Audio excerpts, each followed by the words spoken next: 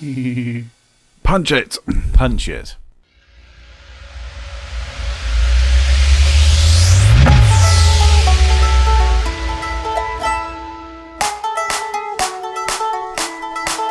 Whack, whack.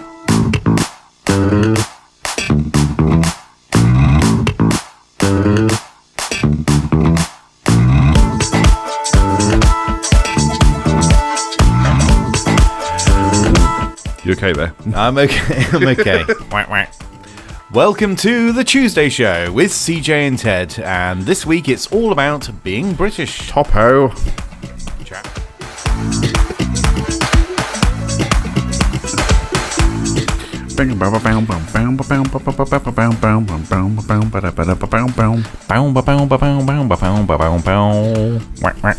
Nice. Hi, Ted. Hi, CJ. And hello, listeners. Hey, CJ. How are you doing? Good, mate. Good. Good weekend? No thanks, just had one. Hey. Just had one. You know, they always say start on a joke. Yes. Why didn't we? Well, I don't know. Well, you did say the first words. Yeah. So. Hey. What is it like to be British, CJ?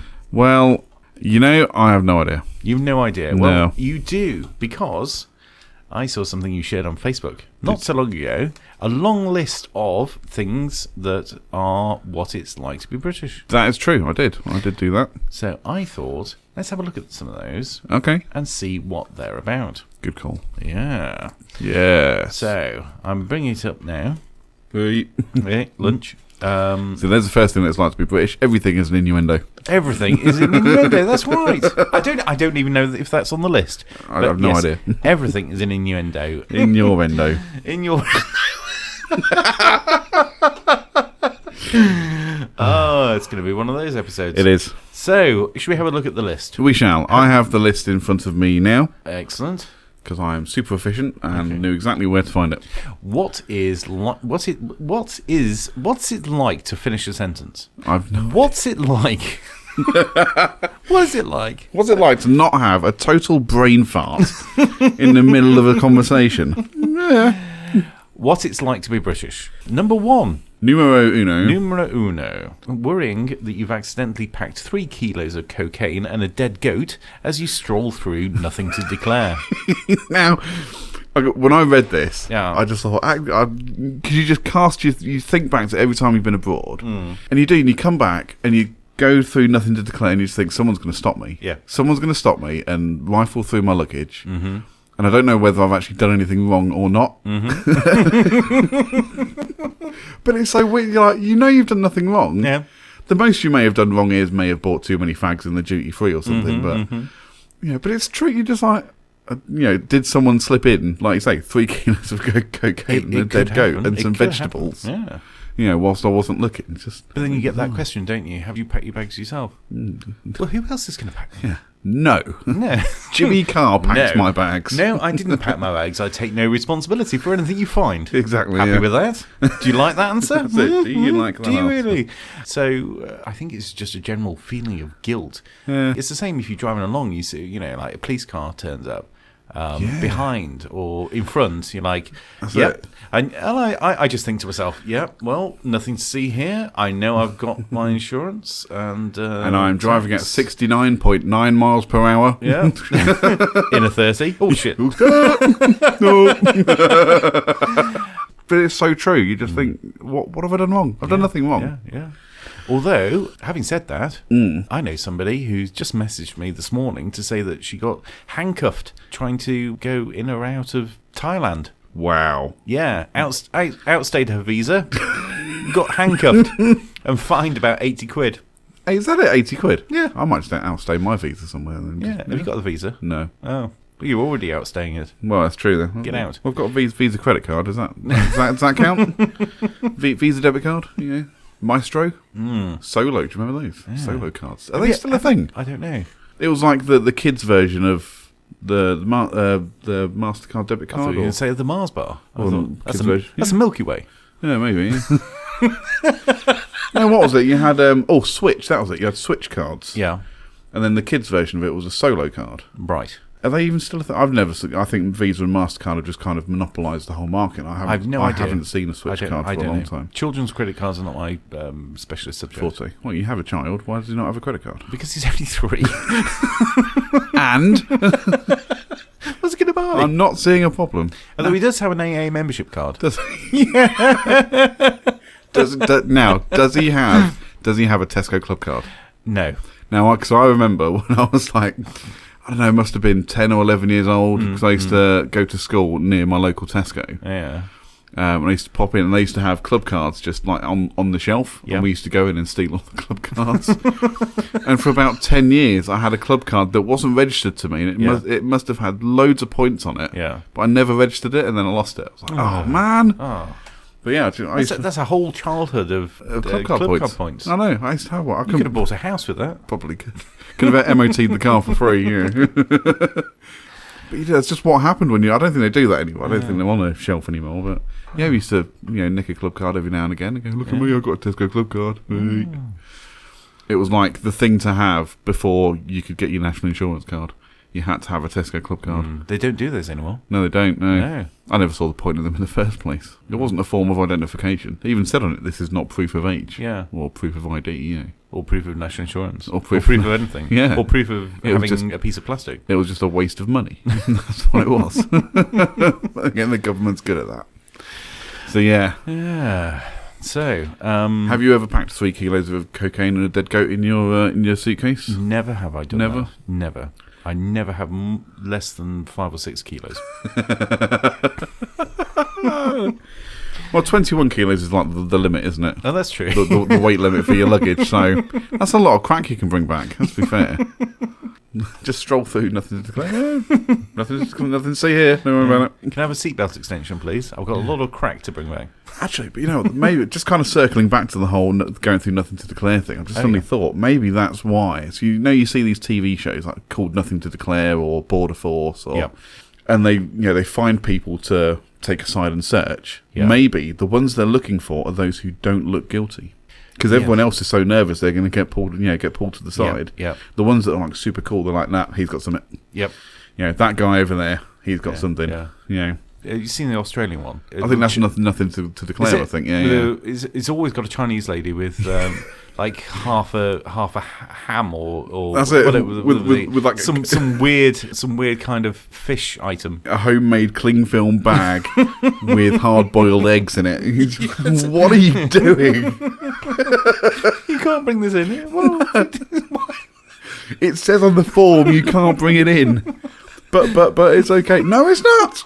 What's in the other suitcase? Some kind of rare bird that's been made into a souffle. We'll say some rare bird that's been slaughtered, hung up to dry, and then again wrapped in cling film, because cling film protects everything, apparently. Wow. I don't know. But again, maybe they're on something. Maybe they do that so they don't find the 3 kilos of cocaine. That could be it. They just seem to have people intent on destroying their ecosystem with weird stuff.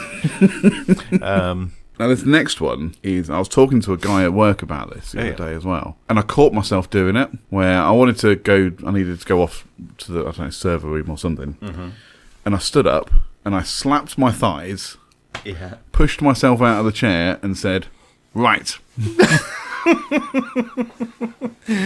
And apparently this is a thing that British people cannot, they can't not do it. Being unable to stand and leave without first saying, right. Exactly. As if to say, I am leaving now. Yeah. I must go. Yeah. My presence is required elsewhere. Right. But it's so true. You can't just get up and go. No, you can't. No. You need to let everyone know that you are leaving. Yeah. Yeah. Give them fair warning. Yeah. Any other business? No? Good. I'll be on my way then. Yes. Goodbye. Yeah. Farewell. I did go through a period once of just simply saying, I'm bored now, and then walking off. Yeah. I thought that was hilarious. I've done that before. I've done that in meetings. I was like, okay, bored now. See ya. I've done the opposite, which I quite enjoy, is when you go up to a group, normally friends, can I just interrupt? They'll stop, they'll turn. And then you just go, yeah, thanks. Yeah, okay, bye. I'm going to try that one on Monday. At work. Just right in the middle of someone's conversation, go, sorry, can I just interrupt? And they're going to, that's it, I'm done. Oh, fantastic. Should we have some music? Let's go into track number 1 for today. Numero uno? Would you like to introduce this one, or shall I? I'd love to if I had the page up. Okay, seeing as I have the page already up, track number 1 is it's a new one for us by a band called Substance Abuse. They are a hip-hop group. I think there's 2 of them, so I say group, duo. That's probably better. A dynamic duo like Batman and Robin. This is a bit different for us, isn't it? So we don't normally do hip-hop, and I'm not a massive hip-hop kind of guy. I have to be honest. But when we listened to this earlier... I'm more hip-hop. I'm just hip. Down with the kids, you know. Anyway. So a new hip-hop track. And like I say, we quite like this one. So this is from Substance Abuse, featuring... I'm probably going to say it's completely wrong. AC Alone. That's A-C-E-Y Alone. Mm-hmm. And this track here is called Bridges. That's very Yoda.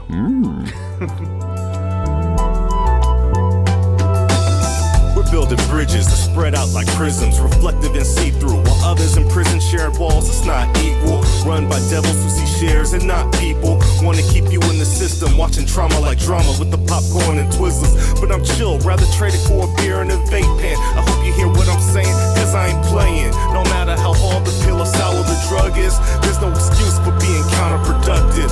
Caught in the vacuum and you power the suction, trying to clean up the mess, put you out of a dustbin. To grow we need light, but don't leave out the loving, cause we gotta get over before we go under.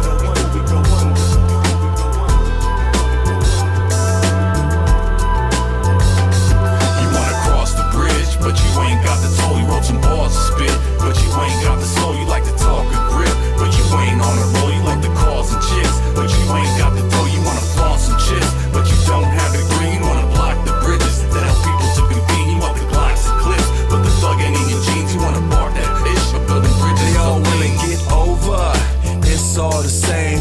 Some like to draw it out, stopping the lanes, they get the falling down. Don't forget that part of the game, but many just like to cross it and they set it aflame. Now ain't it a shame? It's a common gap in rap. Or the generations that is handicapped, perhaps the ones who paved the road and go still have to pay the whole toll one way or another. It's facts. We lack pulling it more together, even though we need to. The great divide, something that we can see too. But I promise you, I will never leave you abandoned. I stand in unity with the people. Bridge the size old and the young and the people that sleep up under it from lightning and thunder, and the stomachs are still rumbling. They all wanna fight, just scrapping for crumbs, cause they cannot get a bite. It's sad. On the other hand, I ain't even mad. Get it? How you living like I live in the lab? They show me love, I take it like it's all you can grab, but then I give it right back, cause it's all that I have. You wanna cross the bridge, but you ain't got the toll. You wrote some bars to spit, but you ain't got the soul. You like to talk a grip,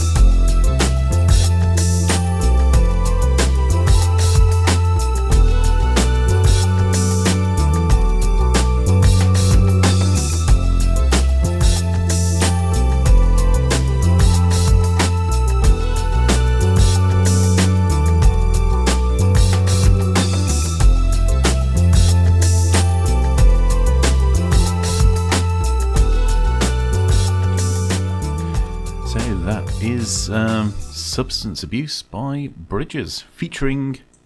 However you say that like that last because I don't know. Aceyalone.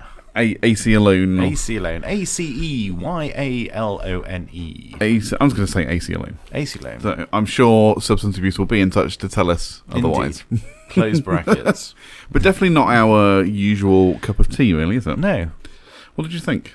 I don't mind it. No. I don't mind it. As hip hop goes, I thought that was all right. Yeah, absolutely. Actually, like I say, I'm not a big hip hopper. No. Big bopper, hip hopper. Big hopper, hip hopper. Orange peel. So, anyway. So, what is it like to be British? Well, it's interesting you should ask me that. So, we've had nothing to declare. Yeah. And we've had saying right.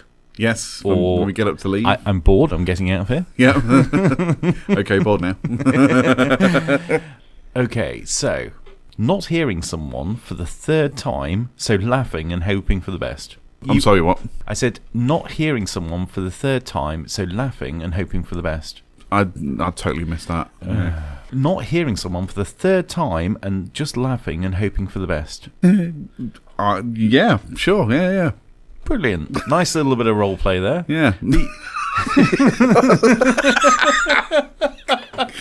was so bad. Oh dear. But yes, no, I agree with that, and it kind of ties in with. I'm pretty sure it's on the list somewhere else. It's like it makes me angry. Really? It makes me angry that they haven't been clearer. How dare you put me into that situation? See, I think, but this has been something that's been quintessentially British for a very long time, and it goes alongside. There's another one that's in the list somewhere, I think, where it's someone tells you their name, and you go, "No, I'm sorry, I missed that," and they go, "Oh, it's blah blah blah," and you're like, "No, I still," and you know, and you come to that realization that I don't know what your name is. I can never ask again. Hopefully somebody will call you by it, but otherwise I'm just going to have to call you chap. Well, we come to this later on, so hopefully either later on this episode or in the next episode we'll talk about this. Yeah. But it's been a quintessentially British problem for a long time, which I think I've managed to overcome. Yeah. Because I just turn around and people just go, for God's sake, just open your mouth and talk properly. I don't know what you're saying. Write it down. Look, there's some paper and a pen. Write down what you're trying to say. Yeah. Because I hate this. Like you say, I get actually angry at people when I can't understand what they're talking about, or I can. You just because they just go, oh, and you're like, what? Slowly, please. In English, or that's the other thing. I'll just be like, can I get a translation for that? Obviously, I wouldn't say that to somebody who had actually spoken to me in a foreign language. Obviously, yeah. I'd be a bit more sensitive than that. But colleagues at work, they'll just be like, just waffling on, and I'm like, I'm sorry, what? What did you? What? Do you remember in the last series, Chiloy? Yeah, Chiloy, yeah. Chiloy. I was thinking about Chiloy the other day. I don't know why, but I was thinking about Chiloy the other day. Chiloy sauce. Yeah. Chiloy sauce. Do you want some Chiloy sauce? Chiloy. I genuinely didn't know what Chiloy was. Yeah. It's like when you go to Leeds and they ask for a litre, and you're like, a litre of what? Yeah, they actually mean a lighter. Really? Yeah. I can have a litre. I know, it just gets ridiculous, doesn't Stupid accents. Yeah. Everyone should speak the Queen's English. Yeah. Don't mumble. Yeah, don't. Yeah. Speak up, but not too up. Come on, we're British. Yes. Can't upset the neighbours. That's definitely one of the... I hate that. So what we actually need to do then is when you get into that situation and you still haven't understood them for the third time, just turn your back on them. Just turn around. And turn your back on them figuratively as well. Yeah. That's it. They're dead to you from then on. Exactly, yeah. Just give them the...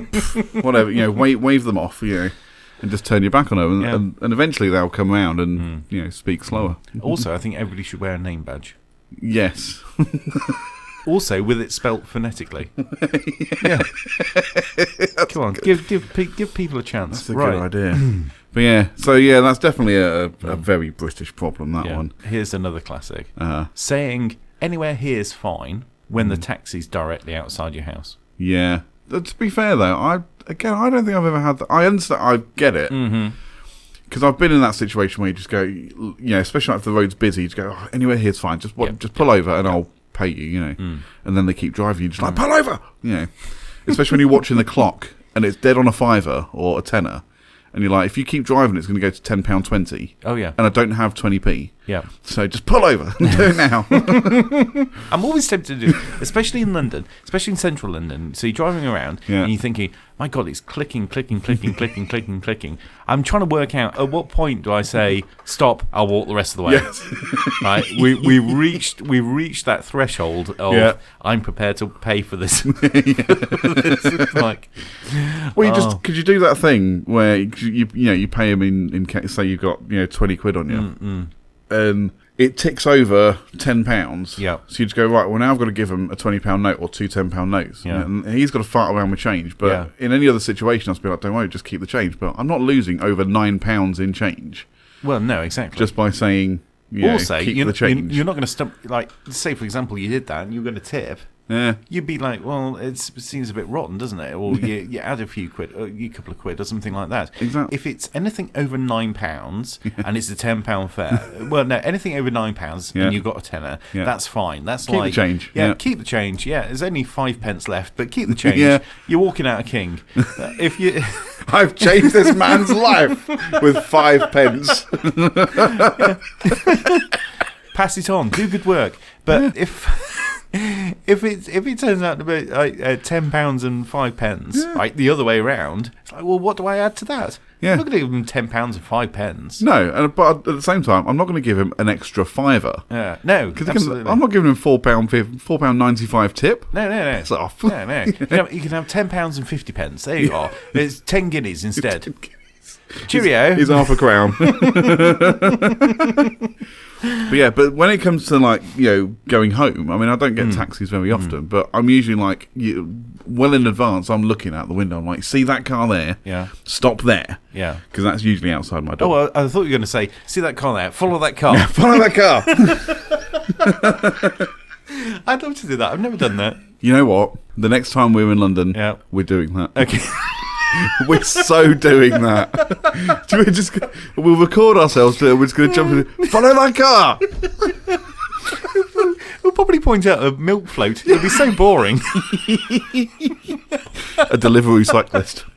I have used a taxi. I won't tell you what the story was before. I'll tell you off air. Yeah. But I have used a taxi to make an escape. What? Did you jump in and go, just drive? Just drive? Literally, yes. Where do you want to go? No, just go. I literally have done that. Yeah. Oh dear, what a day that was. It does remind me of I think it was Ed Byrne did a I think you're going to say Ed the Duck. Not Ed the Duck, no. Ed Byrne did a thing where he's just like, he gets into a taxi and he's like, oh, I want to go to Muswell Hill. Yeah. And the taxi driver's like, I don't go that far. And he goes, oh, okay, so where do you want to go then? And the driver's like, that's not how it works. Ed was like, well, that's what I thought. Muswell Hill, please. Let's go. One day I want to be able to use that line. One day it will come. I think the thing is, with a taxi, you are contracting them to go from a particular place to a particular place. Yeah. But you've still kind of got that, I'm kind of easygoing. Yeah. Anywhere's fine. True. Fine. But that's it again. Maybe it's just me evolving. I don't know, becoming more American. I don't know. Yeah. Just with this whole thing of, I don't like taking shit from people, especially a taxi driver. I'm just like, no, you stop there. Not down the road. Here. Stop here. Yeah. So there's that. Should we have one more? Let's have one more before some more music. One more before music. So, and I've done this so many times. When you're on the train home and you've just gone past the penultimate stop before yours, so you start messing around with your bag or your coat, or you just nudge the person next to you. Go, I just want to get my bag down from up there. And this is a good 15-20 minutes before you arrive at your station, and it's just to prepare the person in the seat next to you that you are about to leave, so they are prepared to get up and let you out. Being sure to start touching your bag 15 minutes before your station, so the person in the aisle seat is fully prepared for your exit. Exactly that. And I've done this so many times. Well, that's one thing. The next one, it says, repeatedly pressing the door button on the train before it's illuminated, just to assure that for your fellow passengers or your fellow commuters that you have the situation well in hand. And again, have you done this? I've done this. Because it seems like an age before the thing comes on. It goes bing, bing, and you can press the button and it'll open. So you sit there, you're like that. normally, you're like tapping the thing. I know, but you usually have a button on both sides. Yes. And what you don't want, you want to be the one that touches the button. You're sitting there guarding both of them like that. Yeah. You're like that, click, click, You don't want somebody else to do the button when you've been stood there. Yeah, exactly. You have got the situation in hand. Yeah. You're right there. You know what the situation is. It's a fists on hips. I'm in control here. Yep. I have everything in hand. Yep. No need to worry, citizens. Yeah. I know what I'm doing. Yeah. But in the old days, when I say the old days, not that old, I remember it, the way of showing that you got the situation in hand was to practically be out of the train before it stopped. It's like the door is open while the train is still moving. I remember them. Right, stop's coming up. Right, window down, arm out. There we go. Yeah. I'm going to open this door. I used to love those trains. Now, I miss when I was a kid growing up in London, we used to get the train to the city, and we used to have, the old clacky doors. Yeah. Little compartments with a corridor and all that. They were great. Yeah. And I loved just the sound of those doors, like when the train's about to depart, and the guy blows his whistle and everyone closes the doors. It goes clack, clack, clack, clack, clack, clack. I love that noise, and I miss that. I really miss that. I miss the old days. I'd like a time. Would you like a time machine? I'd love a time machine. I would absolutely love a time machine. We could take some sort of mobile recording equipment with us. Yeah, and we could go back in time. Yeah, we could. If only a time machine existed. Yeah, I know. I was thinking we could take a smartphone with us and go, look at this, and everyone would be like that. Whoa. Yeah, we'd probably be burned at the stake for being witches or something. We would be. I mean, probably not in the in the late 90s. I don't know. The internet wasn't the thing back then, so that's true. But there is one more train thing to talk about that's on this list, and it's a bit further down. So you're sat on the train, on for your commute home. Mm-hmm. You've got a bag of crisps in front of you, and then someone comes and sits next to you, and all of a sudden that bag of crisps now has to wait until you get home. Yeah, it's awful. And I've done it with cans of drink, bottles of drink. I'm sitting there like, I want to drink this, but you've just sat next to me, so now I can't. Because it's going to make too much noise. You're going to be looking at me whilst I'm glugging away or chewing on crisps, going... Or scratching yourself intimately. Exactly, yeah. I don't do that a lot-ish. maybe I do, I don't know. When you had the separate carriages. Well, the separate carriages were great. Do what you like. Clacking doors. Yeah. But on the other side was the sliding door. And you could pop your head out and have a look in the corridor. Yeah. Who's there? What's going on? Yeah. It's great. Waiting for the conductor to come down so you knew when to jump out of the train. Interestingly, I'm just going to cover one more because it's another train one. Go ahead. British love the train, let's be honest. Trains and weather. That's what it's all about. This is the one. The huge sense of relief after your perfectly valid train ticket is accepted by the inspector. Yes. Yeah, it's like the whole nothing to declare thing. Yeah, it's the same unnecessary guilt. Yeah, that unnecessary anxiety. Like, I know my ticket's valid. Yeah, I'm worried he's going to go, sorry, you need to get off. You're like, come on. Sorry, you need to get off where there'll be a police officer waiting for you. Yeah. This isn't an invalid ticket. This is a hate crime. You're going down, Sonny. Yeah, exactly that. Exactly that. Oh, dear. So... The horror of someone you only half know saying, oh, I'm getting that train too. God! Anyway, let's move away from all things British for a moment or two. Sure. Because we're going to be talking to a guest. Yes, coming up shortly, we have a very special guest coming onto the show. G-Dubya from Killing Miley. But before that, this track I've got for you is Hold That Thought.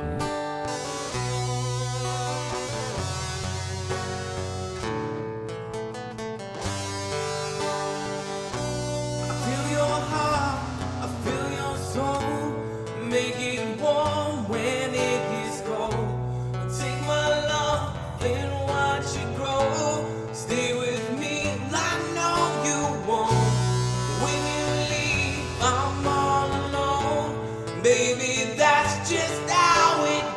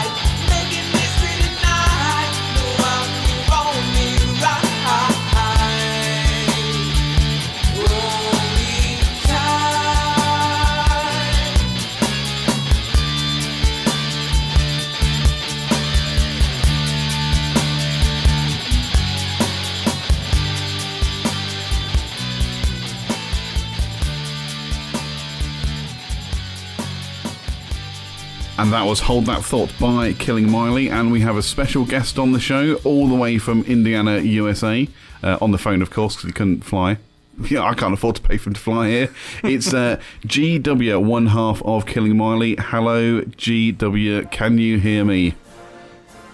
Yeah, I can hear you. How are you guys doing today? Good, thank you very much. How are you? How are you? Oh, I'm fantastic. Fantastic indeed. So, today on the show, GW, we've been talking about what it's like to be British and some of the things and the challenges that us British people face. First world problems. Yeah, total first world problems. So I'm interested to kind of share some of these with you and see if they kind of translate into the US and whether you find yourself or you know of other people that have found themselves in these situations, if that's okay with you. Sure. Wicked. You don't sound too sure. It's happening anyway. But it's really hard to hear you guys now. Oh, we lost him. Oh, are you still there? We're reconnecting. That's fine. Hello, can you hear us? Yeah. Sorry. Internet connection in America is not very good. I was wondering if it was us. I've even turned off the Wi-Fi on my phone, and I'm using my 4G connection now, just in case. Yeah, Yeah, I had to reconnect. It might happen again. I don't know. Sometimes around between 10 and 1 o'clock here, my internet gets iffy. Oh. Okay. So if it happens again, I'll call you right back. That's fine, my friend. That's fine. No worries. Well, we'll pick up where we left off. So I don't know whether this happened to you. It's happened to me every time I've flown. Every single time I've been on an aircraft, when you get off and you collect your bag and you go through customs, that you worry that for some reason you've accidentally packed 3 kilograms of cocaine and a dead goat, and yet you still need to go through the nothing to declare aisle. There's just this anxiety that exists around that. Has that ever happened to you? It's never happened to me personally, no.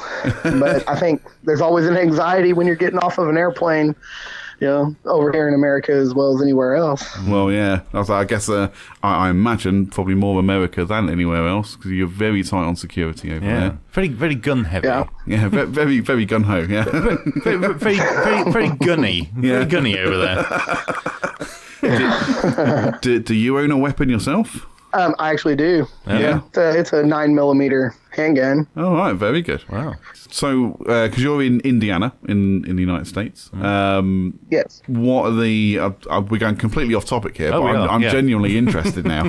Because I've got a friend who lives in Pennsylvania, and I think they've got concealed carry laws in Pennsylvania, and I'm wondering what the situation is in Indiana as well. Do you have something similar? Yeah, you to be able to carry it on your person, you have to have a permit. Yeah, fair enough. Excellent. We have so many gun laws over here. It's just not worth even trying to get one. It's a completely different culture.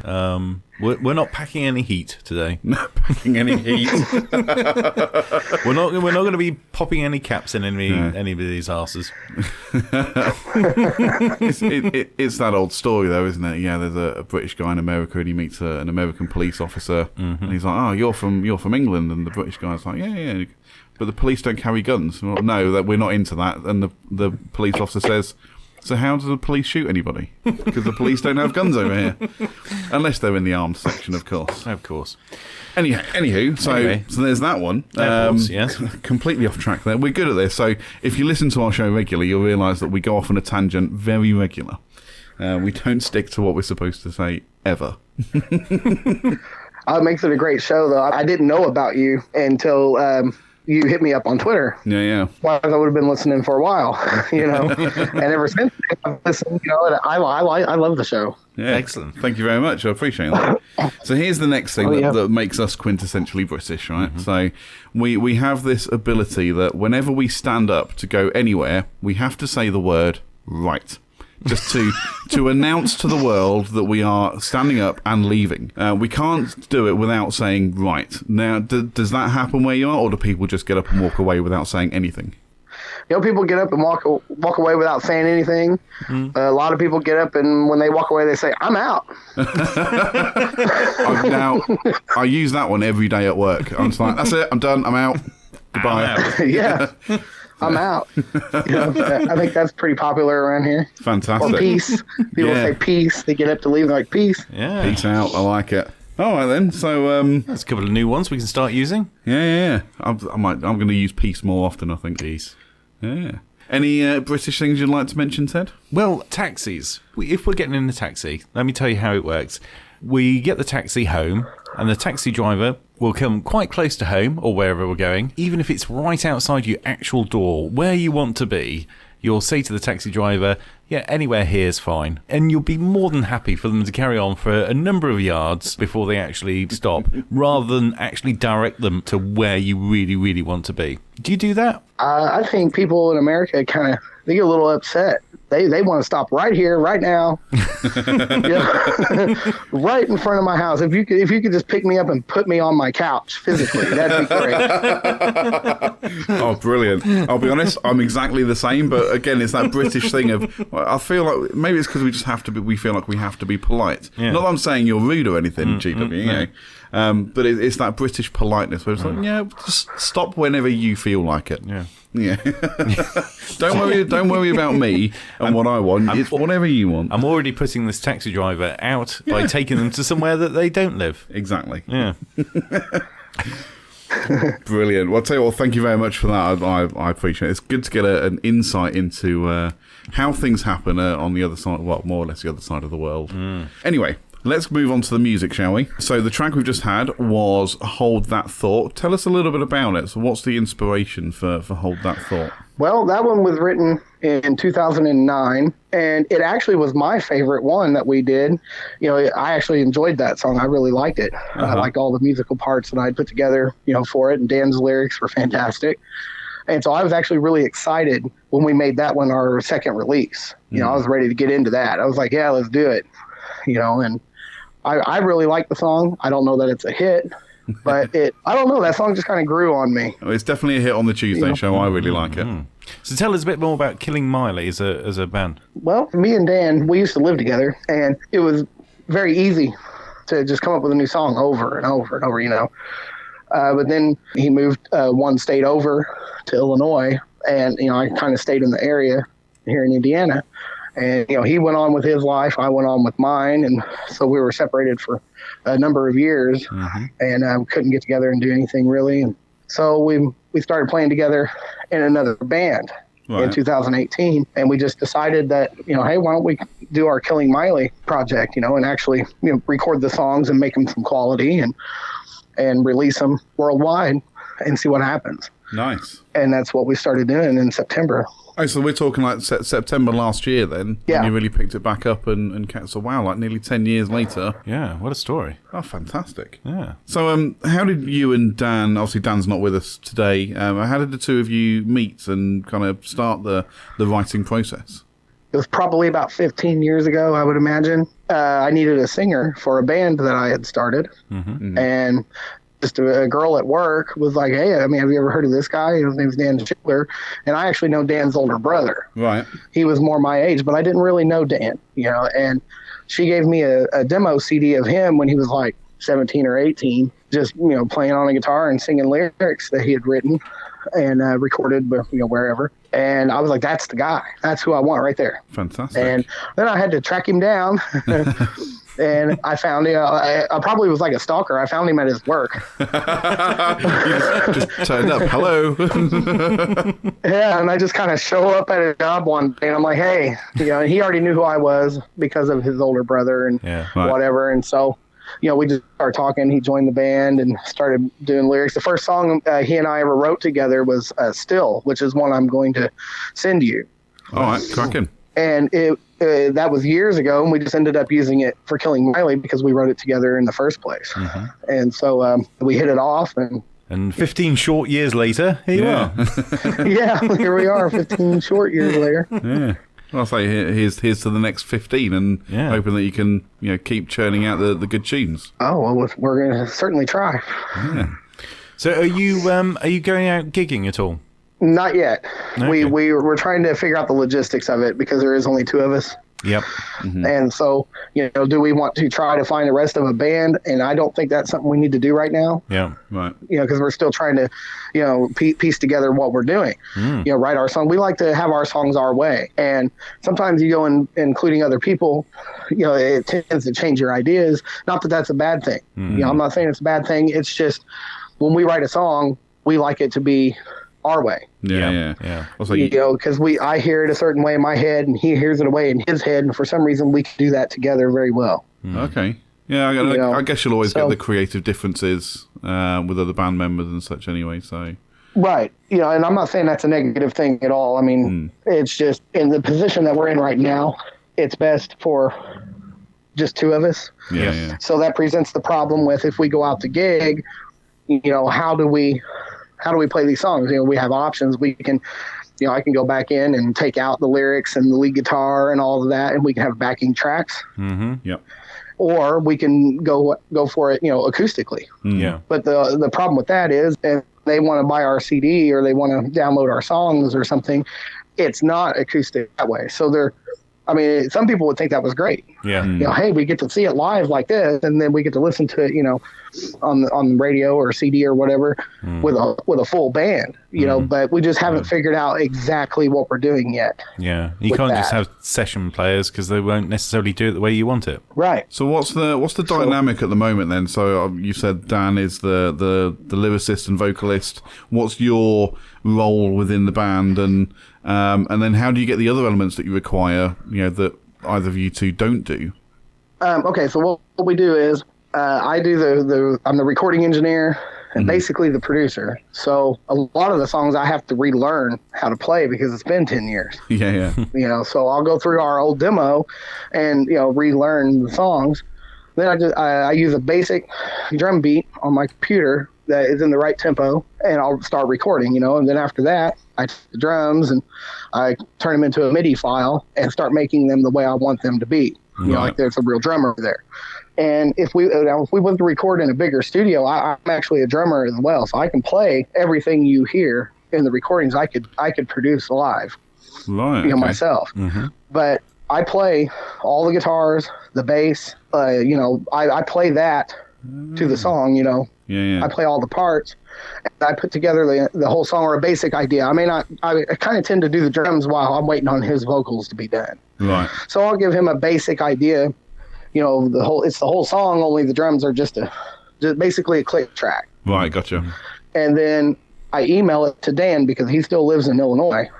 I will email it to Dan, and a few days later, he'll email me the vocals. So then I put them into the computer. Nice. So what you actually need then is to be one of these one-man band types where you've got a set of drums on your back and you kick your feet out to play the drums, and you need two extra arms so you can play a bass and a lead at the same time. Yeah. And then that's all your gig sorted, right? Yeah. Yeah, that's what I need. Yeah. Like Dick Van Dyke in Mary Poppins. Absolutely, yeah. Yeah. Mary Poppins. Oh, you got to do the really bad British accent as well. Hello, Mary Poppins.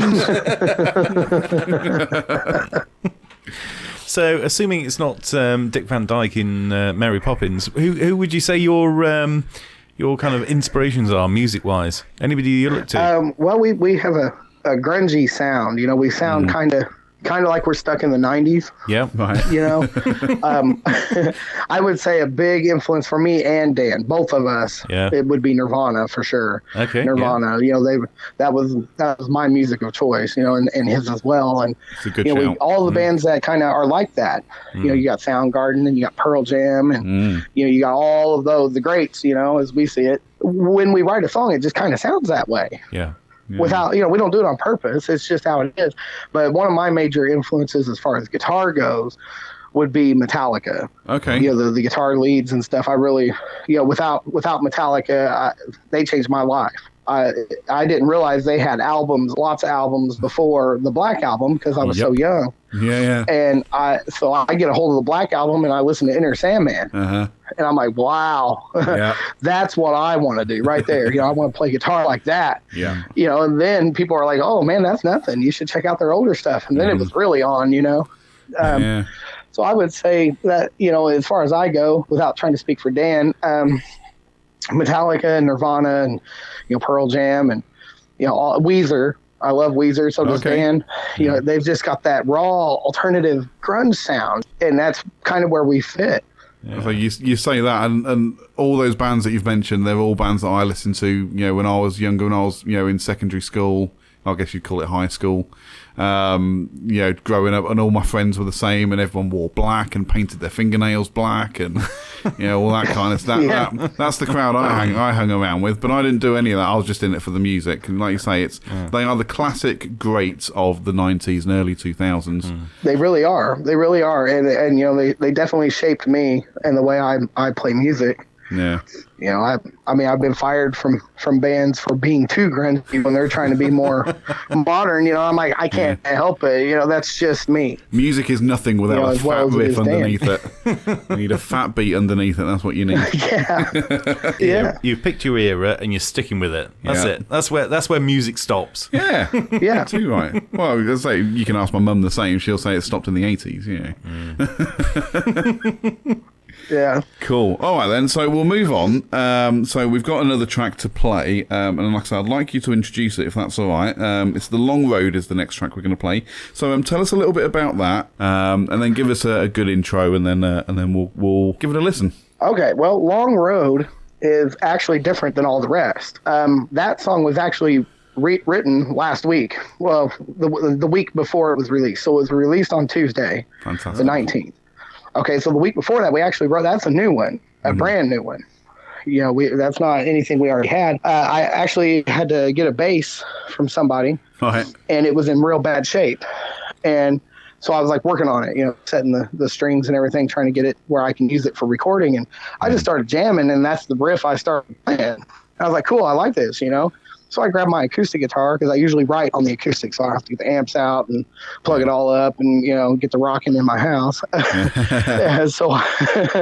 So I grabbed an acoustic, and I was like, man, that would be this on that. And then I started jamming it, and I just put together a whole song. And, a couple days later, I was like, damn, I've got this song I put together. It's brand new. What do you think? And I just recorded it on my phone, just me playing it on the acoustic, and sent it to him. And he got right back with me and was like, I've already got lyrics for that. Nice. And so I recorded it, just a couple days later, sent it to him, and he sent me the lyrics back right away, or the vocals, and we put it together and had it released in a very short time. In my opinion, that song would be about accepting yourself. Right. But we all want to be recognized for something. We want to be known for something, but we also want to be ourselves. We don't want to be somebody else to be recognized. You want to stay true to yourself. Mm-hmm. While you're in your journey. And I think that's when I hear that song, that's what I think. So for you individually, if you like, but certainly all the stuff for your band, where can people go and find you and your music? How can they get a hold of it? All right. Well, we're on all major music platforms: Spotify, Apple, iTunes, Google. You can find any of them that way. YouTube. Mm-hmm. And if you want to find us ourselves, where you can, talk to us, you would find us on Twitter at Killing Miley, Instagram at Killing Miley Music 1, or Facebook, just Killing Miley. Wicked. And I'm sure all our listeners will be jumping all over that to go and grab your music and support the smaller, support the little guy, because the little guy needs help every now and again, don't they? That's for sure. CJ has no idea what it's like to be a little guy. No, it's been a long time since he it was little. Yeah. I've always been big. Big. Okay, so if you can give us a grand intro to your latest song, then we'll play it out, and that'll be us. Yeah. All right. Thank you very much for coming on, man. I really appreciate it. Oh, no problem. Thanks for having me. Yeah, it's brilliant. This is G-Dubya with Killing Miley, and I would like to introduce to you our brand new release, Long Road, on the CJ and Ted Tuesday show.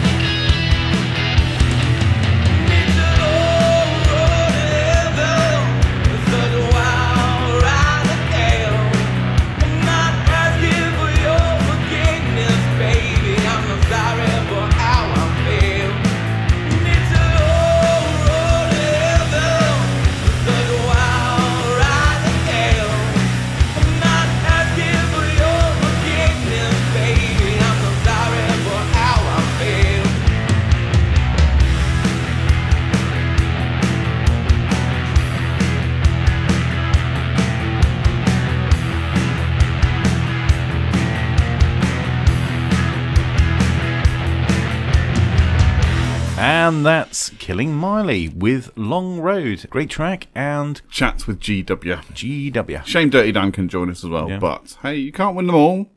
Cannot win them all. So yeah, there we go. I hope everybody enjoyed that. I enjoyed that. You got an interesting take on British problems as well. Yes, he does. Now, here's another British problem. Yep. I'll read what it says on the screen here. Okay. Waiting for permission to leave after paying for something with the exact change. And it does tie them into another one that's on there as well, where it says being unable to pay for something with the exact change without saying, I think that's right. Yeah. Now, I could also bring this into the modern age, because not many people really carry cash with them anymore. No. In a lot of places, they take Apple Pay, which I can pay through on my watch. Okay. 'Cause I have an Apple Watch. Yep. Because I'm a nerd. But it's the same with contactless. So when contactless first came out, you just tap and go. That was it. It was done. Yep. You know. But obviously, since they've increased the limits, it's now £30 maximum. It doesn't just accept the card. It now does the whole dial out and or approve the transaction thing. Right. So now you've got this thing where you tap with your contactless, and you're then left uncomfortably sitting there waiting for them to go, yes, that's fine. And you're just like, okay. Yeah. If I'd have just given you cash, this would have been easier. There's been less awkward if I just gave you money. What's interesting is the fact that you're supposed to tap on the thing. Yeah. Well, if you're tapping on it, it's not contactless, is it? Exactly. Yeah. I think you can hover over it, Yeah. but it does say tap or swipe. I tell you, it's quite handy at the petrol station at night. Yeah. Because they can just put it up against the window and you just tap on the window. Yeah, that's quite good. Well, unless you're filling with more than £30 of fuel. Yeah. So. Just don't. Well, true. Yeah. Then again, see, now this is something I wish I asked G-Dubya. Yeah. Pay at pump is cropping up everywhere. Yep. And I think it was something that maybe Tesco started it, I'm not sure. But anyway, you've been able to do this thing in Tesco's for years. So like the day before payday, you've got a couple of quid in your account, but you need to put petrol in your car. So you go to pay at pump. Yep. And it only takes a £1 out of your account and then does the rest of it later on. Yep. So, and it still does this to this day. But I should have asked GW if they have a similar thing in the US where you can just just do a pay at pump, but it only takes, $1 out of your account. Yeah. And then processes the rest, because I do this all the time. Oh, so 24-hour interest-free loan. Yeah, pretty much, yeah. That's it. Cool. I'm literally, buying fuel on credit. I have a credit of fuel. But I do this all the time, because, I tend to, fill my car up on a Sunday night after the radio show. Yep. So, and I'm not going to BP, they're too expensive. I go to Tesco's. So I do pay at pump. Yep. And a couple of times I've been like, I don't have enough money to actually pay for your full tank of fuel. But I know if Do you not read the signs that say, please ensure that you've got sufficient funds? Exactly. I hear they're changing it. I hear they're now changing it so it does actually pre-approve the whole amount. Yeah, right. Especially if you actually because you can now tell the machines how much you want to put in and things like that. But I don't do that. But I think Asda do it where, it pre-approves like 100 quid out of your account to make sure you've got the money to pay for it. But Tesco's haven't caught on to that one yet, so they still need to charge a quid. I'm like, yes, charge a pound. But maybe that is a quintessentially British thing as well. Because you put your card in, it says, okay, approved for £99. Yeah, exactly. Think, oh, great. Well, I'll take my card out and I'm going out tonight if I've got £99. Exactly. But no.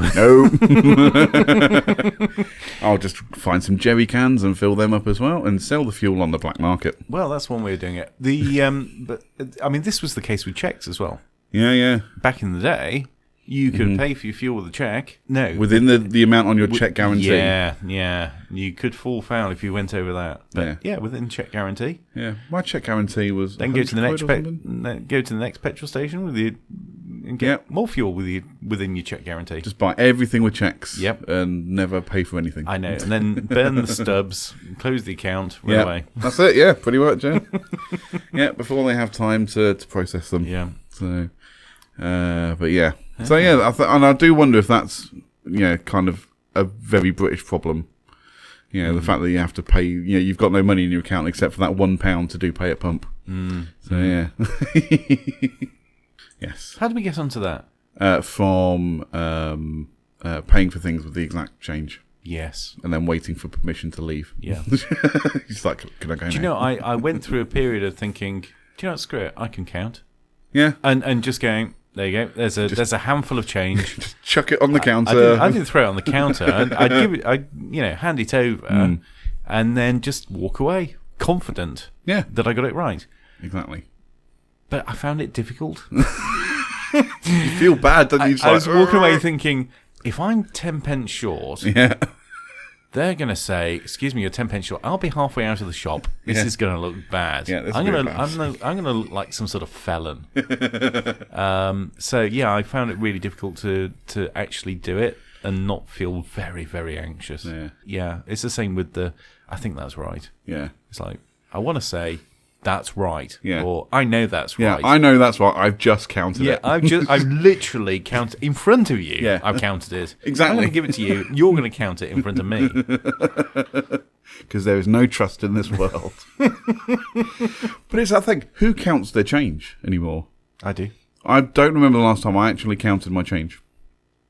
And I probably should do this because it's, end up getting shortchanged. But I don't do that. But there's another thing when it comes to change. So you're at the petrol station, you've bought whatever. Oh, hang on. Sometimes I don't count it, but I will preempt it. So I'll have an idea of what it's going to look like. Yes. I look in my hand, and I can easily go, that looks more or less what I had in my head. Now that's a great idea up to the point that they brought in self-service checkouts in the supermarkets. Yeah.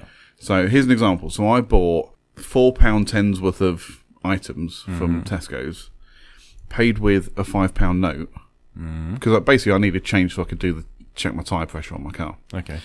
So I paid with a £5 note. Now I know, great, I'm going to expect 90 pence in return. Yep. So I'm thinking a 50, a couple of 20s, maybe a 50, a 20 and a couple of 10s. Oh no. Oh no. The machine at Tesco's will just give you whatever the hell it feels like. Yeah. 5 10-pence pieces. Yeah. 120, 4 5-pence pieces. Yeah. I'm just like, what are you doing? You're just filling my pockets with change. Come on. I suppose it gives you whatever it's got a lot of. I guess that's what it is, but still, I'm just like, I don't want that. Yeah. 1 50-pence piece, 2 20s. That's 90 pence in the fewest number of coins. Yeah. That's what I want. Yeah. And there's another thing as well. So when you're at a checkout and you pay with cash. Yeah. Again, you spend £4 on something or a couple of quid on something, and you pay with a £10 note. Yep. And they give you a £5 note change, and then they put the coins on top of the note. Oh, do you know what? What the hell is? Oh my god! What the shit is that about? That really is the worst thing. And then they give you the receipt separately, and you're like, God! No, I don't think there's anything between. You know, like sometimes you have a sliding scale of behaviour. Yeah. But I think with that, putting change on top of a note and handing it to somebody, and then it's like straight to war crime. I don't think there's anything in between. No, that's right. It's the most irritating thing you can do to somebody because what do you do with that? Exactly. You end up fart-arsing around trying to pull the note out without dropping coins everywhere. Yeah, I'm already thinking to myself, I'm going to get a note in this. I'm going to get a note and change. How am I going to do this? I've got to put the note in my wallet and I've got to put the change in my pocket. I'm already thinking. My mind's going crazy with this. Yeah. I'm thinking. What am I going to do? How am I going to do it? Yeah. How's this going to work? I've also got my shopping or whatever it is. Receipts. I've got that going on as well. If I get the note and the receipt and the change. Yeah. That's what I mean. They put the note down, then the change on top of the note, and then give you the receipt, and you're like, yeah. It's unbelievable. No, listen. If you work, if you work in a checkout or anywhere that deals with money, please, for the love of God, hand us our coins first and then the notes. Obviously, because it just makes more sense. Yeah, put in notes on or coins on top of notes. I think it tends to be women that do that. And do you know what? I think there's an element of. That's just a handful of money. It goes in a purse. Move on to the next thing. Maybe. But then you end up scrunching up the note, and I don't want to scrunch up the note. I want to fold it neatly and put it into the note bit in my wallet. Yes, because you've got a wallet and a note bit in a wallet. If you've just got a purse or you've got a handbag and you just throw everything in there, like there we go. Just a scrunched up note or a bit of change. It can sit next to an old polo mint and a tampon. It's fine. It's very different. We want to organise things. We want to have things in certain slots. Some people just want to watch the world burn. Yeah. And it's usually, and I know it sounds incredibly sexist, but it's women who just chuck things in their handbag. Now I've dated some women who are like this. They just throw everything in the handbag. And you open it and you're just like, how do you find anything? There's the lid to a lipstick in the bottom. And you're like, where's the lipstick to go with that? Oh, I don't know. God. Sorry, like I said, I know that sounds incredibly sexist, and I do apologise, but it's infuriating. There must be order to everything, and it's never needed. It's never needed stuff that's needed, and that's easily proved because whenever a new handbag is bought, it basically starts afresh. So all the rubbish in the old one is still in the old one, and then the new one comes into use. Yeah. So it was never needed. I say what's left in the old one is the lid to the lipstick that's got no lipstick to go with it. Receipts, hair clips, scrunchies that have never been used or got used once and they didn't like it, so they chucked it in the handbag. Yeah, old banana. Yeah, an old banana skin. Anyway, we've gone from what it's like to be British all the way through to absolute first world problems. Totally, yeah. Shall we go back to what it's like to be British? What is it like to be British, CJ? So, overtaking somebody on foot, but then you have to keep up that uncomfortably fast pace just to make sure you can maintain the distance until you are safely over the horizon and can no longer see them. I get that. I really get that. Yeah. I either need to drop back or I need to go ahead. Yeah. Because I'm coming to the point where we might actually start walking alongside each other. That's really weird. Just look at them and go, hi, how are you? How's your day? Great. Make it uncomfortable for them. Yes. That's a great idea, actually. Then they have to drop back or stop or pretend to window shop or whatever it may be. Precisely. I like that idea. Yeah. I'm going to try that next time. Next time I'm walking alongside somebody, I'll just say, okay, so what we'll do, we'll go into M&S next. And they will run a mile. Wow. You just took my idea and ran with that, didn't you? Whoa, just creep them out completely. So, coffee and a biscuit? I saw a nice tea shop up the road. We'll pop in there before we go to the next place. What? But doesn't that remind you? I mean, because it used to have when like the whole Bluetooth headset thing first came about, and everyone was talking on Bluetooth headsets, and somebody would be walking fairly close to you, and would say something that makes you go, "What?" Yeah. And then on the other side of their head that you can't see is a Bluetooth earpiece. Wow. Yeah. I remember having a conversation with the guy that was doing that. Yeah. He was talking on his phone. I can't remember what the conversation was, but it was just like, yeah, next Thursday. And I looked at him, what? He was like, yeah, we'll go out. I was like, but I want to stay in, dude. And he was only literally like a couple of feet away from me. And he looked at me, and then I clocked the headset, and he looked at me, and I was like, what? You're talking to me, so I'm talking back. That's how a conversation works, my friend. Yeah. Should we go to M&S next? Coffee and a biscuit? What about this one? Now, this is me down to a T. Yeah. You'll have to excuse the mess, which translates as, I've spent 7 hours tidying in preparation for your visit.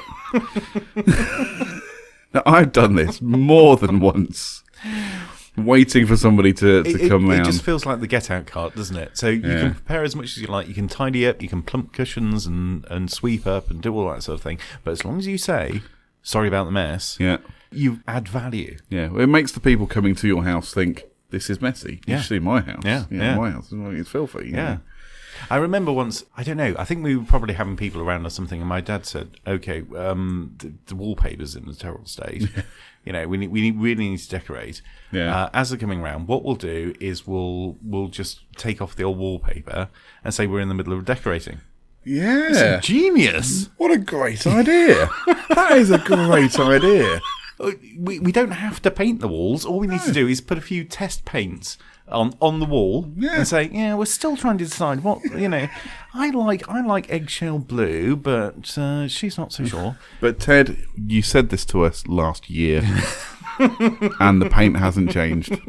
We're still deciding, honest. You've still not got a front door. What's wrong with you, man?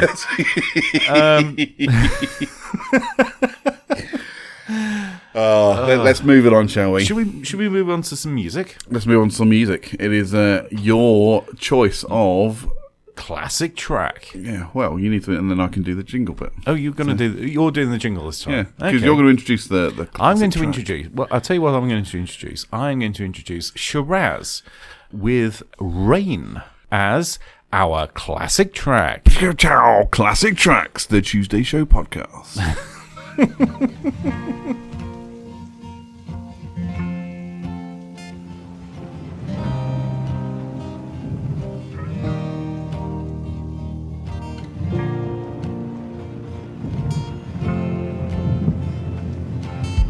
Here comes the rain again. Here comes my pain again.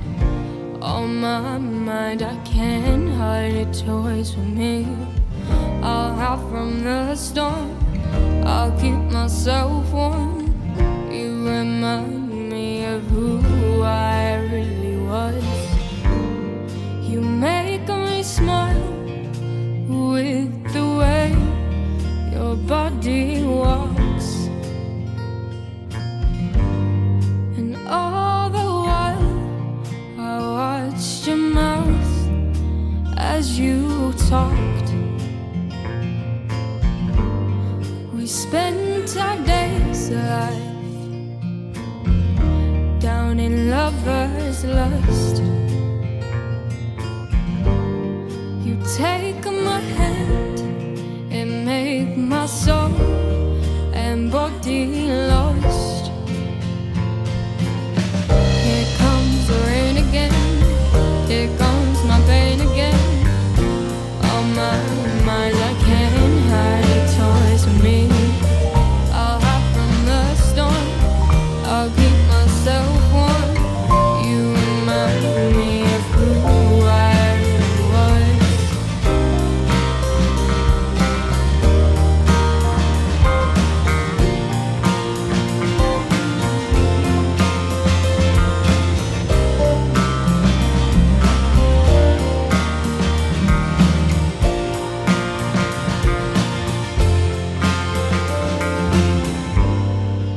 You look tired, your eyes adrift in a gaze. I miss how you promised me that this was not a phase.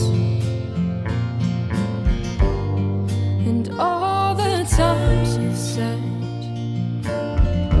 you would take my name. Months turn to years. It's sad how times have changed.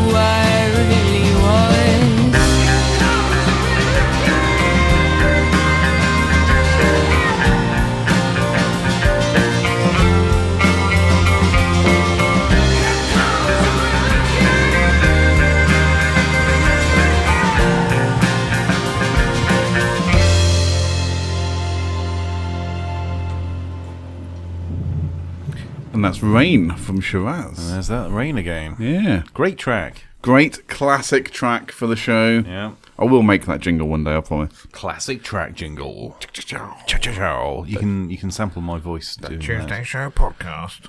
Coming to you. Whatever. That was very radio. Break right.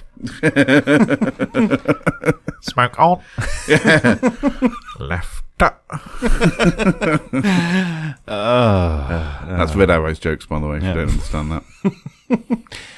How do you know when you see a Red Arrows pilot at a fancy dress party? I don't know. He'll come and tell you. I like it, yeah. That's really good.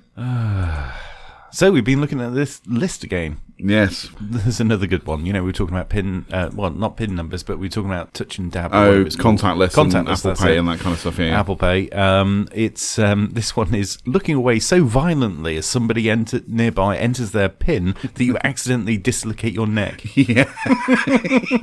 But it happens for everything. I mean, I do it at work when someone types their password into a laptop. Yep. I'm like that. Whoosh. Yep. You know, and I'm like, ow. That really hurt. What's really funny is when somebody starts calling it out. When Chip and Pin first came out, the crime-fighting duo, you'd occasionally get that, particularly older people. Go 3, 2, 5 time. And people would just look shocked and, horror. Like, that is the window to your soul that you're giving out. This is ridiculous, crikey. I'm sure I heard a bit once. It was stand-up comedy or something like that. And somebody was saying, oh, yeah, wouldn't it be great to do that? Just do it to freak people out. So you go there, you do your pin, you go, 1, 2, different numbers, but you go, 32005. And people go, what? Are you mad? Yeah, just to look at their reaction, yeah. What? Crazy? Oh, loving it. But I see, and on a similar note as well, it says loudly tapping your fingers at the cash point to assure the queue that you've asked for the money and the weight is now out of your hands. Yeah, absolutely. You don't want to be taking responsibility for that, do you? No, I do right. that. I go, right. Da-da-da-da-da-da-da. Yeah, I make hand gestures and mumbling. I'm like, come on, hurry up. Yeah, where's my money? I tap on it with I go like, there. yeah. Actually, I think I do. I'll give it the old fingernail. Yeah. The old It's fingernail like a little bit of a drum roll. Yeah, fingernail drum roll. £10. Ta-da! A winner again. Yes. Oh, dear. Saying hello to a friend in the supermarket, then creeping around like a burglar to avoid seeing them again. Have you ever done this? I've done that a lot. I've done.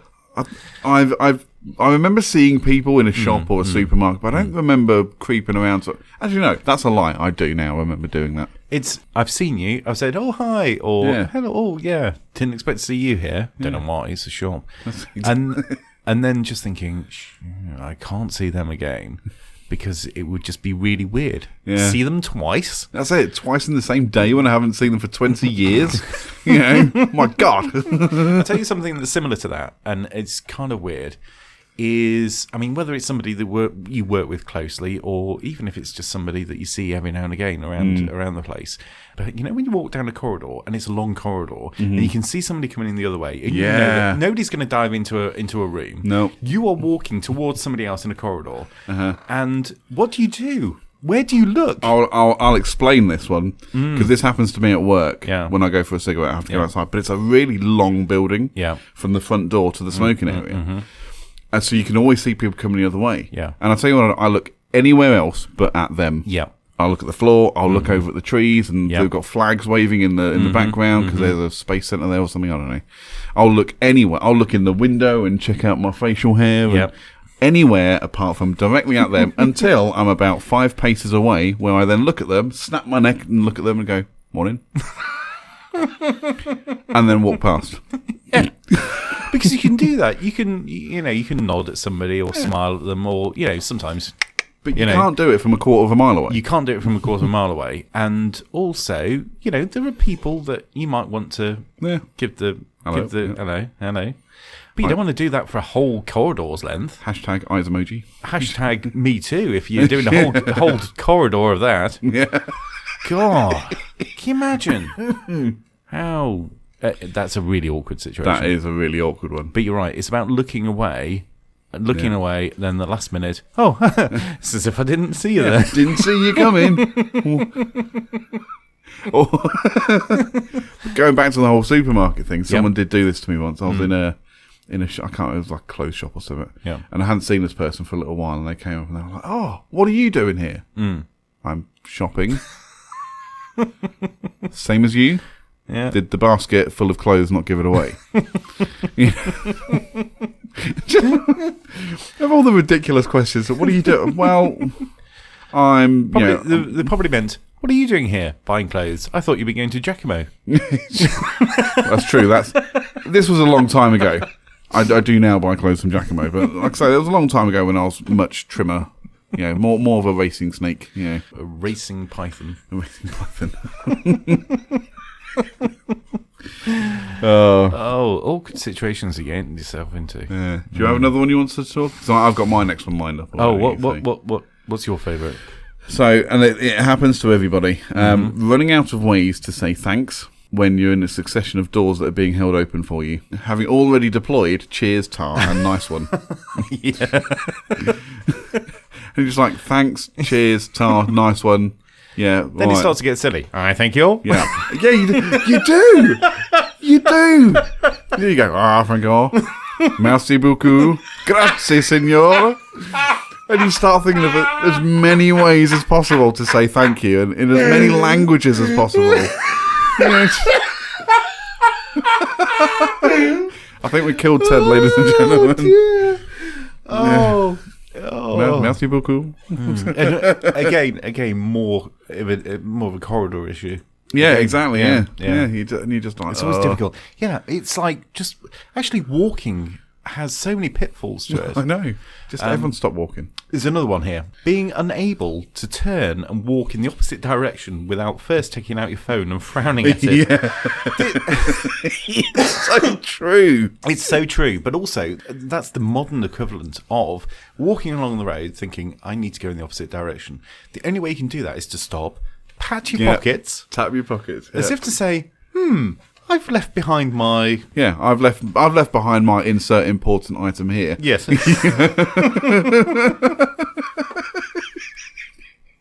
It's so true, though. Or you stop and kind of gaze and look thoughtfully as if to say, did I leave the gas on? Yeah. And then turn around and walk away. Yeah. But yeah, now it's mobile phones. You have to look at your phone, frown with intent, and then turn around and walk the other way. Mobile phones are actually really good for getting out a lot of the old situations that were difficult. Because you're never alone with a mobile. You can always be you could sit there, stand there, crouch, look at your phone. I remember an old phone got me out of a really, a conversation I didn't want to be in. Yeah.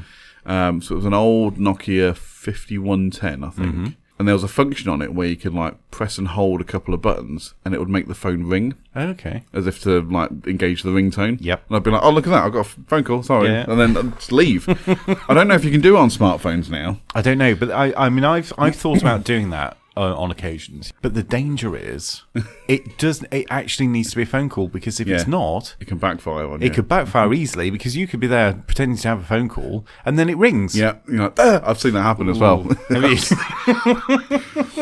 I was on the bus on the way home from school, and again, this is like when mobile phones were really taken off. And again, this kid was, this hip hop dude wearing his hat, kind of like I'm wearing mine today. Yep.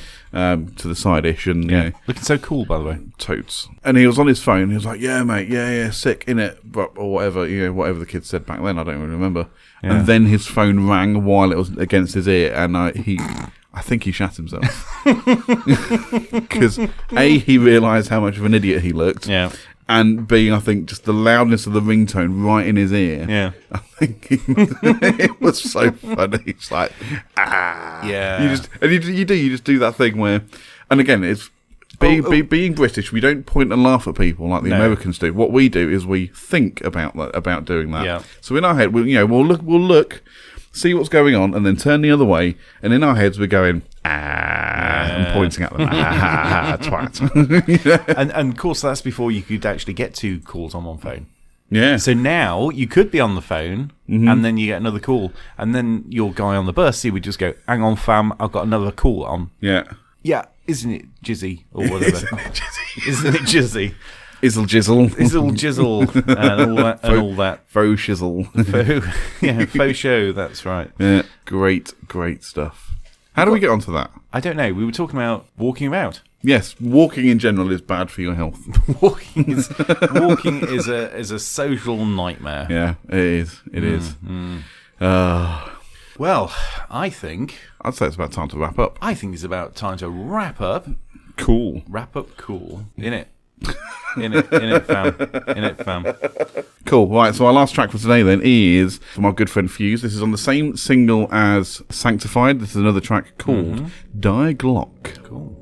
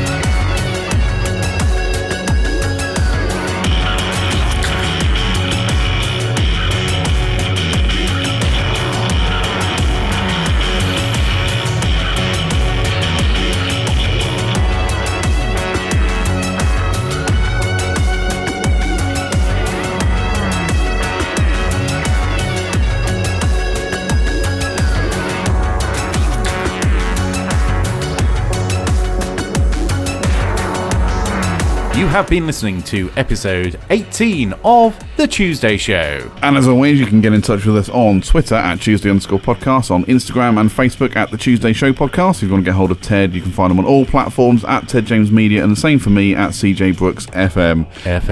You can email the show, cjandted@thetuesdayshow.co.uk. But for now, that's it. I'm CJ Brookes. He's Ted James. We'll catch you next week. Goodbye.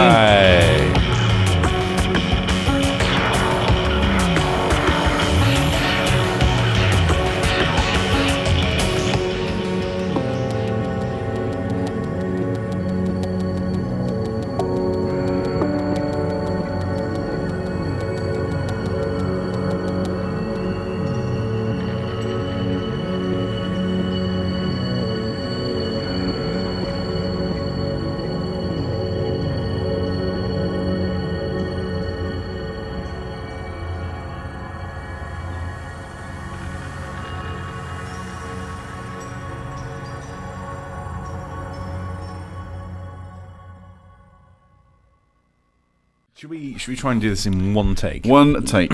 One take, heroes. One take.